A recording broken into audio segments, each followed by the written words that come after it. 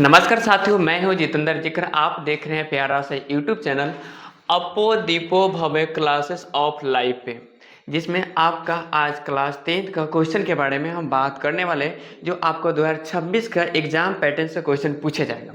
Most VVI आपका question जो इसमें बताया जाएगा, आपको एग्जाम में आने के 99% संभावना है। तो चलिए हम क्लास को लेट ना करते हुए क्लास को स्टार्ट करते हैं और कुछ जानकारी जो हमारे बच गए क्लास के एंड में आपको बताया जाएगा। तो चलिए हम स्टार्ट करते हैं। सबसे पहला क्वेश्चन मेरा कह रहा है, भारत संसाधन एवं उपयोग। हम सभी जानते हैं कि भारत देश में रहते हैं, इसमें संसाधन को परिभाषित कीजिए। पहला क्वेश्चन है, संसाधन को परिभाषित कीजिए। बताया जा रहा है, पर्यावरण में मौजूद वे सारी वस्तुएं जो किसी तरह मानव के जीवन में आने वाले आवश्यकताओं को पूरी करती है, वे संसाधन कहलाता है। हम सभी जानते हैं, छोटे बच्चे हैं, युवा हैं, वृद्ध हैं, सभी ने किसी न किसी वस्तु और सामान का उपयोग करते हैं। जैसे हम अभी डिजिटल बोर्ड का उपयोग कर रहे हैं, कोई मोबाइल फ़ोन का उपयोग करता है, कोई चश्मा का उपयोग करता है। ये हमारे ज़रूरत के सामान का जो उपयोग करते हैं उसे हम क्या करते हैं, संसाधन कर रहे हैं। क्या कर रहा है, पर्यावरण में मौजूद वे सारी वस्तुएं, जितने सारी वस्तुएं जिसका उपयोग हम सभी मानव करते हैं, वे क्या कहलाएगा, संसाधन कहलाएगा। अगर किसी बच्चा को थोड़ा लैंग्वेज ज़्यादा हो जा रहा है तो शॉर्ट भाषा में, वे सारी वस्तुएं जिसका उपयोग मानव करता है, अपनी जरूरत के हिसाब से करता है, वे क्या कहलाता है, संसाधन कहलाता है। चलिए अब हम नेक्स्ट क्वेश्चन की बात करते हैं। नेक्स्ट क्वेश्चन है, प्राकृतिक संसाधनों का संरक्षण क्यों आवश्यक है। प्राकृतिक कहने का मतलब यह होता है कि जो संसाधन हमारा प्राकृतिक में पाया जाता है। अब यहाँ पर टॉप एक यहाँ पता है, संरक्षण क्यों आवश्यक है। संरक्षण आखिर होता क्या है।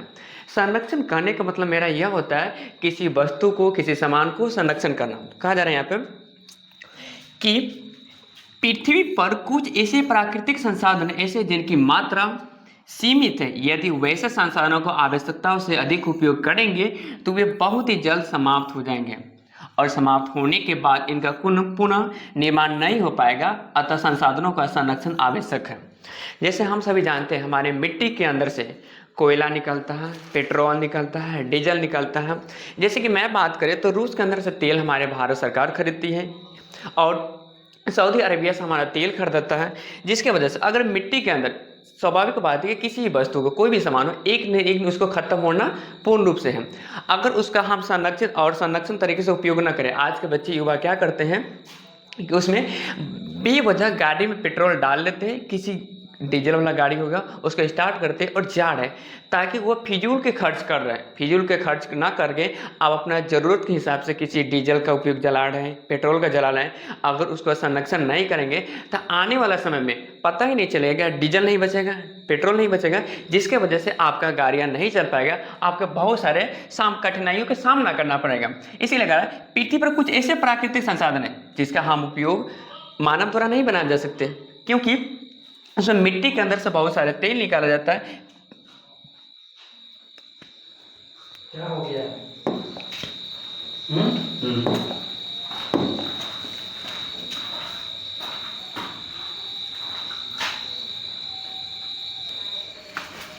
सीमित है, यदि वैसे संसाधनों को आवश्यक अधिक से उपयोग करेंगे तो बहुत ही जल्द खत्म हो जाएंगे। अगर हम अपनी आवश्यकताओं से अधिक उपयोग करेंगे तो स्वाभाविक बात है कि वे सारे संसाधन खत्म हो जाएंगे तो दोबारा बचेगा नहीं, तो आप उपयोग कैसे कर पाएगा। अब इस बात को भली भांति समझ गएंगे। चलिए हम नेक्स्ट क्वेश्चन पे देखते हैं। क्या करा, संसाधनों का संरक्षण क्या महत्व है। हम सभी जानते हैं, किसी भी संसाधनों को अगर हम उसका संरक्षण करेंगे तो आने वाले फ्यूचर में आपका बेटा, आपका पोता, आपका परपोता उस संसाधनों का उपयोग कर पाएंगे। अगर नहीं तो अब ये डीजल को जला के ख़त्म कर देंगे, पेट्रोल को जला को ख़त्म कर देंगे, तो आपको पता नहीं चलेगा कि आपके आने वाले फ्यूचर में जो आपका पोता होंगे, बेटा होंगे, कि डीजल क्या होता है, पेट्रोल क्या होता है। इसीलिए आपको संरक्षण करना भी आवश्यकता है। तो चलिए हम देखते हैं। मानव प्राकृतिक संसाधनों को दृष्टता से नहीं है, इसलिए मानव प्राकृतिक संसाधनों को पूंजी समझकर उपयोग करे। इसका तात्पर्य यह है कि संसाधनों के उपयोग में कम से कम दुरुपयोग हो। स्वाभाविक बात है कि किसी भी संसाधनों के कम से कम दुरुपयोग हो। जैसे कि अगर एक गाड़ी पर हम 2 आदमी जा सकते हैं, तो क्या हमको 2 गाड़ी लेने की जाने की ज़रूरत है? नहीं, एक गाड़ी पर स्वाभाविक 2 आदमी जा ही सकते हैं। अब ढेचू करेंगे, तेलवा बेवजह जलाएंगे तो संसाधन का दुरुपयोग ही ना हो रहा है, क्योंकि उसमें पेट्रोल जल रहा है। कम दुरुपयोग हो तो उनकी कम से कम कम बर्बादी हो, मिट्टी जैसे संपादन उर्वरकता बनी रहे, उसके निम्नीकरण, ये कटाव बचाया जाए, वन संपदा के अत्यधिक उपयोग में लाएं और जाने पर पुनः स्थान पर बल देना उनका संरक्षण कहलाता है। जैसे कि अगर आपने संसाधन का ज़्यादा उपयोग नहीं कर पाइएगा, जैसे डीजल हो गया, पेट्रोल हो गया, कम चलाइएगा ताकि आपका पोल्यूशन कम निकलेगा, जिसके पर्यावरण में संसाधनों का उपयोग कम से कम दुरुपयोग हो, उनकी कम से कम बर्बादी हो, मिट्टी जैसे संपादन उर्वरकता बनी रहे, उसमें निम्नीकरण या कटाव से बचाया जाए, वन संपदा को अधिक उपयोग में लाएं, जाने पर पुनः स्थापना बल दें, उनका संरक्षण कहलाता है। अतः संरक्षण के तात्पर्य संसाधनों को अत्यधिक समय से अधिक लोगों को आवश्यक की पूर्ति के उपयोग हो। बोला जा रहा है यहाँ पे संरक्षण तात्पर्य संसाधनों को अत्यधिक समय तक अधिक लोगों को लिए आवश्यक की पूर्ति उपयोग हो। जैसे कि अगर आप अपने हिसाब से संसाधनों का सही उपयोग कीजिएगा ताकि आने वाले दूसरा व्यक्ति भी संसाधनों का उपयोग कर सकते हैं, नहीं तो आप ही पूरा जलाकर खत्म कर दीजिएगा तो दूसरा व्यक्ति कोई नहीं कर पाएगा। संसार में आबादी बड़ा भाग कृषि पर आश्रित है और कृषि कार्य के लिए मानव पूंजी, मानव भूमि, मिट्टी का उपयोग करता है। इन संसाधनों का मूल्यांकन किया जाना चाहिए, यदि इनमें कोई कमी हो तो उसे पूरा कर उपयुक्त बनाया जाए। कहा जा रहा है यहाँ पे कि आबादी बड़ा भाग कृषि पर आश्रित है। हम सभी जानते हैं कि भारत हमारा कृषि प्रधान देश है। इसके साथ साथ में बहुत बड़ा भाग किस पर आश्रित है? कृषि पर आश्रित है। जैसे मैं बात करूं तो बिहार की अर्थव्यवस्था भी क्या है? कृषि है। बिहार के अधिकतर लोग वैसे भी क्या किस पर आधारित है? कृषि पर आधारित है। तो कार्य के लिए मानव भूमि और मिट्टी का उपयोग करता है। संसाधनों का मूल्यांकन किया जाना चाहिए, यदि इनमें कोई कमी हो तो उसे पूरा उपयुक्त बनाया जाए। अगर मिट्टी के अंदर कोई भी कमी हो तो उसको उपयुक्त करके पूरा बनाया जाए। अगर मिट्टी के अंदर आपको नाइट्रोजन नहीं है, जल की कमी है, चाहे मिट्टी में कोई पोषक तत्व की कमी है, तो उस मिट्टी को जांच करके उसमें फसल लगाया जाए, तब जाकर आपका अच्छा मात्रा में फसल हो पाएगा। बहुत सारे किसान क्या करते हैं कि मिट्टी को बिना जाँच किए हुए खेतों में फसल तो लगा देते हैं, लेकिन उनका फसल अच्छा होता नहीं है। जैसे कि बालू वाले मिट्टी में आप परवल लगाइएगा तो अच्छी मात्रा में होगा, लेकिन धान लगाइएगा तो नहीं होगा, जिसके वजह से किसानों को बहुत सारे कठिनाइयों का सामना करना पड़ता है। मूल्यांकन किया जाना चाहिए, यदि इनमें कोई कमी हो तो उसके उपरांत। स्वाभाविक बात है, अगर मिट्टी के अंदर किसी भी तरह की कोई कमी हो तो उसे पूरा करना चाहिए। अगर मिट्टी आपको ऊंचा नीचा है तो उसको समतल बनाया जाए, खेती करने योग्य मिट्टी को बनाया जाए, उपयुक्त बनाया जाए। यदि बर्बाद हो रही है तो किस तरह उसका संरक्षण किया जाए। अगर आपका मिट्टी बर्बाद हो रही है तो उसका किस तरह संरक्षण किया जाए। जैसे कि किसी का खेत ऐसे है, अगर गड्ढा के साइड में, तो अगर उस खेतों में खेती हो रहा है, अगर नीचे वाला खेतों का गड्ढा है तो बारिश होगी तो बारिश का पानी इधर बह कर आएगा, तो स्वाभाविक बात है कि उसका सारा पानी नीचे मिट्टी की ओर बह जाएगा। तो उसको जो खेती करने का जो ऊपरी परत का मिट्टी होता है उसमें दह कर चला जाएगा। तो इसको क्या करना है, उसको संरक्षण करना है, उस मिट्टी को कैसे रोका जाए ताकि मेरा खेत का मिट्टी मेरा ही खेत में रहे और हम फसल लगाएंगे, अच्छा से मेरा फसल हो जाएगा। उपयुक्त बनाना चाहिए, यदि वो बर्बाद हो रहा है तो किस तरह का उसका संरक्षण किया जाए। इसके लिए भूमि का उपयोग इस प्रकार होना चाहिए कि मिट्टी के प्रकार के अनुसार फसलों को उगानी चाहिए ताकि भूमि उत्पादकता बनी रहे और मिट्टी की गुणवत्ता नष्ट ना हो।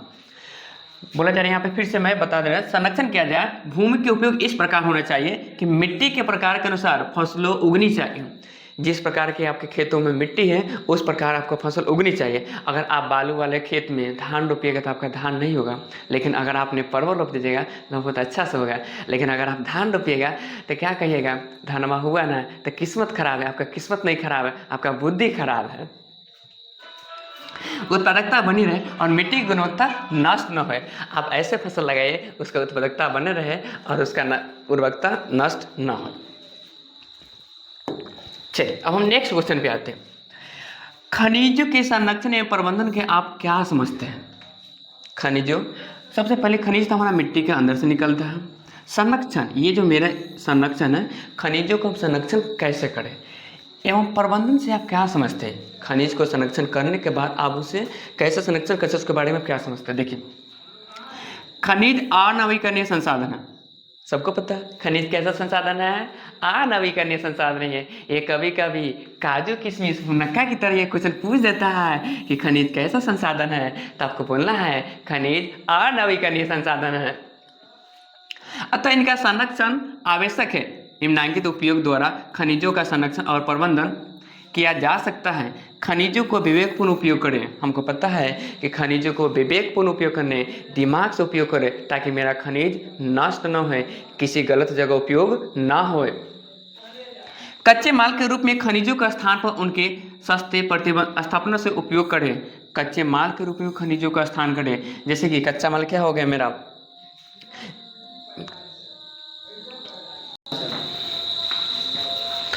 उपयोग का स्क्रोप का पुनः उपयोग करें, खनिजों का निक्षेपण को पुनः संदोहन करें। चलिए हम नेक्स्ट क्वेश्चन में देखते हैं।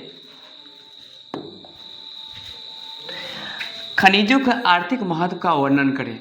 खनिजों का आर्थिक महत्व क्या होता है उसका हम वर्णन करेंगे, आपके समझाएंगे। देखिए, खनिज एक महत्वपूर्ण तत्व है जिसकी एक निश्चित आंतरिक संरचना हमारे जीवन में खनिजों का विशेष आर्थिक महत्व है।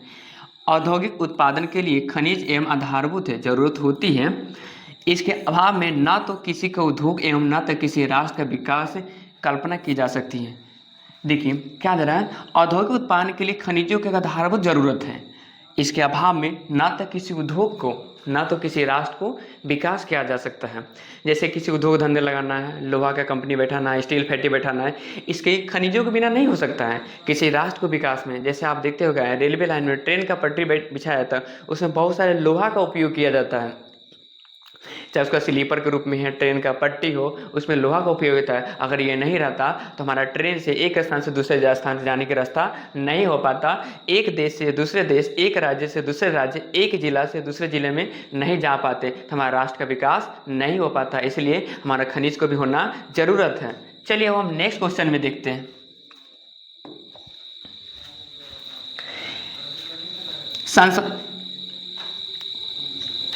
तो आप सभी को पता है कि हम बताने वाले थे कि लास्ट में आपके साथ कुछ बातें करेंगे। सबसे पहले आपको अपो दीपो भव क्लास ऑफ लाइफ को आपका यूट्यूब चैनल पर सब्सक्राइब कर लेना है। आप अपने प्ले स्टोर पर जाना है, आपको 1 रुपया भी चार्ज नहीं लगेगा, और क्लासेस ऑफ लाइफ को इंस्टॉल कर लेना है। उसमें मोबाइल नंबर मांगेगा, अपना रजिस्टर कर दीजिएगा, ईमेल आईडी मांगेगा, रजिस्टर कर दीजिए। आपका क्लास हमेशा पुनः हमारे सभी सर के साथ, पुनः टीम के साथ जैसे क्लास हो रही है उसी तरह आपको क्लास से प्रॉपर चलता ही रहेगा। और इस क्लास को जुड़ना ना भूलें और अपने जीवन के एक लक्ष्य उड़ान और आगे की ओर बढ़ते रहिए। Thank you very so much.